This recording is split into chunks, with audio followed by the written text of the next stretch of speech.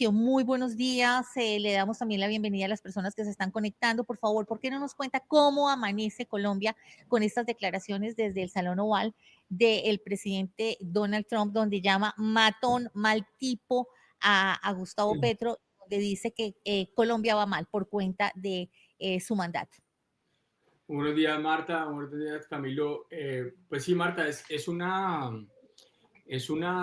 como una espiral en caída que viene pues casi que desde el momento de la desertificación de Colombia y después de las declaraciones del presidente Petro de Nueva York en el marco de la Asamblea, como estaba hablando Camilo, en el que llamó a la desobediencia de las tropas de Estados Unidos al presidente Donald Trump.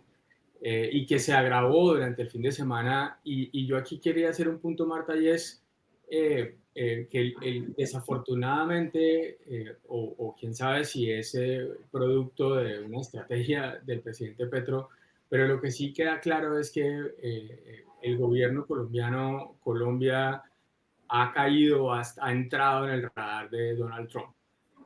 Llegó después de muchas declaraciones provocadoras o del presidente Petro, en el que habló de asesinato en uno de esos ataques de los que estábamos hablando en el Mar Caribe, y de que habían sucedido en territorio, dentro de la soberanía, el territorio continental colombiano, y en el que había asesinado a una persona y pidiendo una investigación internacional. Pero a lo que me refiero con lo del radar, Marta, es que el presidente Trump está en 15, 20 temas a la vez, y sobre todo en este momento en donde el gobierno de Estados Unidos está en un cierre, en un shutdown. El personal alrededor de él es mínimo, y por lo tanto se nutre, como es, y ese es su estilo, de su entorno más chiquito. Y en el fin de semana él tuvo una conversación con el senador Lindsey Graham, y el senador Lindsey Graham fue el que lo puso al tanto de estas declaraciones del presidente Gustavo Petro. Y ahí entonces tuvimos esa reacción impulsiva, de pronto un poco del presidente, pero que se condujo a esa primera advertencia de que pensaban cortar la ayuda, y que el presidente Gustavo Petro estaba vinculado con el narcotráfico. Y ayer, como estaba diciendo Camilo, nada indicaba que iban a tocar el tema colombiano, hasta que una periodista se lo puso enfrente, eh, el tema de la entrevista de Daniel Coronel en Univisión, en donde en el último segundo de esa entrevista el presidente Petro, y eso se convierte en la noticia, habla de que al presidente Trump hay que sacarlo del poder. Esa, Haciendo, sí, tronando los dedos, es decir, que hay que sacarlo rápidamente del poder. exacto. Y esa pregunta, digamos, puesta enfrente de, ¿no?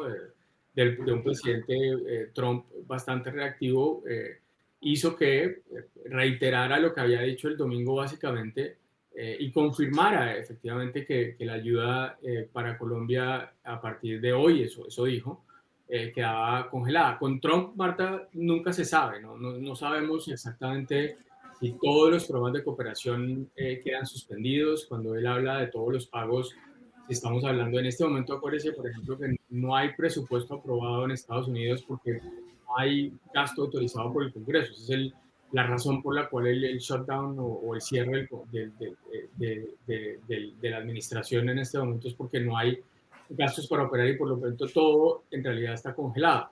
Y Mm. ahí, como sabemos, el presidente Trump a veces dice unas cosas y no se materializan exactamente como dice. A veces cambia al mes, o cambia a los 2 meses.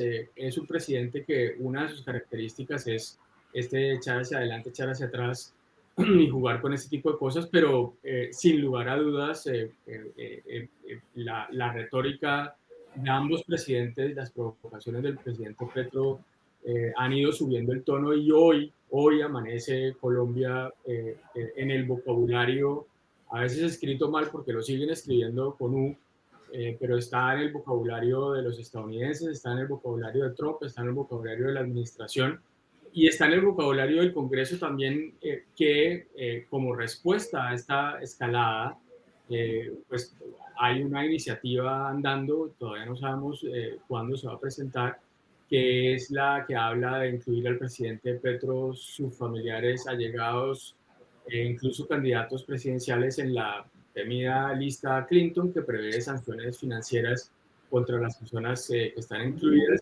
Pues sería un golpe que de alguna manera está telegrafiando el presidente Donald Trump. Yo, Sí, digamos, usted toca un punto importante, Sergio, porque digamos que aquí hay como dos frentes de guerra abiertos. Uno, que ya empezó a tocar lo que dice el propio presidente Gustavo Petro, digamos que aguas territoriales colombianos, y son esos dos ataques en el Pacífico que no sabemos si fue en el ecuatoriano o en el colombiano, pero fue ahí y no en ese teatro de guerra que habían abierto con Venezuela. Y el otro tiene que ver con lo que usted toca, y es que va a haber sanciones a Gustavo Petro y a su entorno familiar y a sus allegados con esta lista Clinton, en cambio de, y esa yo creo que no podemos llamarla una buena noticia, pero sí es como un bálsamo, en cambio de los aranceles que supuestamente se le iban a imponer al país. Le quiero preguntar específicamente, ¿qué sabemos de, porque tiene que haber un respaldo, de esa investigación que a usted le dijo Bernie Moreno, se está adelantando desde hace mucho tiempo, de supuestos nexos del presidente Gustavo Petro? Digo supuestos porque no conocemos ninguna evidencia y el gobierno ha venido reclamando ese punto con el narcotráfico. Han lanzado afirmaciones diciendo que está más que probado que la dictadura de Nicolás Petro irrigó dinero a varios países de América Latina y que Colombia y México fueron dos de ellos. ¿Qué sabemos de esa investigación que respaldaría las sanciones en contra del presidente Gustavo Petro y de su familia? sí, Marta, curiosamente, ese es un tema del que se viene hablando en corredores desde hace meses. Es decir, este es un tema paralelo y yo creo que era un tema en el que venía trabajando el Departamento de Justicia y con el que también está trabajando el Departamento del Tesoro, que es la OFAC, y que se nutre en un gran parte del proceso contra el Pollo Carvajal que se sigue en Nueva York. Y como se recuerda, y le podemos recordar a todos, el Pollo Carvajal es el que ha dicho, es el testigo estrella que tiene en este momento Estados Unidos, en donde él habla de que el régimen de Nicolás Maduro y el chavismo ayudó a financiar campañas a lo largo de Latinoamérica y en particular esta del presidente Gustavo Petro. Pero como se recuerda, Marta, también el Pollo Carvajal hace tiempo está por fuera, digamos, de la jugada en Venezuela, y no se sabe exactamente qué pruebas o qué evidencia es lo que tiene.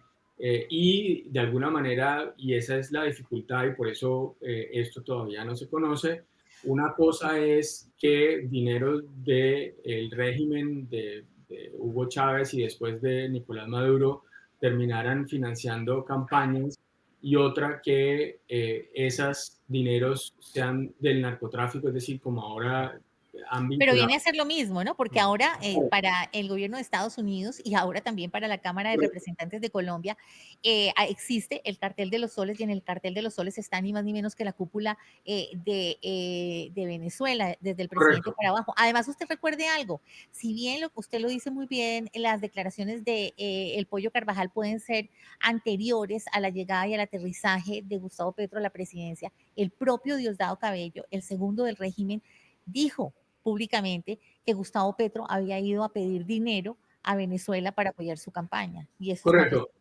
Y ahí es importante, Marta, hacer una precisión. Es decir, eso existe, está documentado, se ha hablado mucho de este tema en Colombia.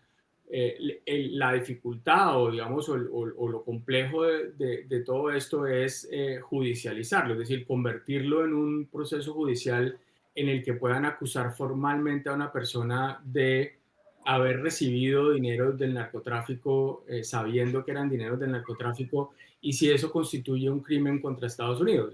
Eso es como, me hace recordar un poco digamos, de la situación de la campaña de Ernesto Samper, cuando se habló del ingreso de dineros calientes a la campaña del presidente Ernesto Samper, que condujo que le retiraran la visa, y a uno de los peores momentos, no equiparable a este, pero muy cerca, con Estados Unidos, pero no se tradujo en ese momento en un proceso judicial en Estados Unidos contra el presidente Samper. En este caso, los encargados de la administración son muy distintos, los encargados en el Congreso son muy distintos, están decididos a ir más adelante y a presionar. Y una de las vías de presión, efectivamente, como se estaba diciendo, es avanzar por esta vía jurídica para saber hasta dónde llegan. La más fácil, porque es un poco unilateral, es la de la lista Clinton, porque la lista Clinton, digamos, no requiere, así como la remoción de visas, por ejemplo, no requiere que un tribunal determine que esa persona ha estado vinculada con el narcotráfico o ha recibido dineros calientes, sino simplemente la sospecha o alguna evidencia es suficiente para incluir una persona en la lista Clinton, y aquí la prueba genera la inversa, es decir, la persona es la que tiene que demostrar si Ujú. quiere salir de la Que no lista está Clinton. involucrada y tiene que exactamente hacer trámites para que lo puedan expulsar. Todo lo que usted quiere saber de Colombia y el mundo puede verlo a través del canal de YouTube del Tiempo. Suscríbase.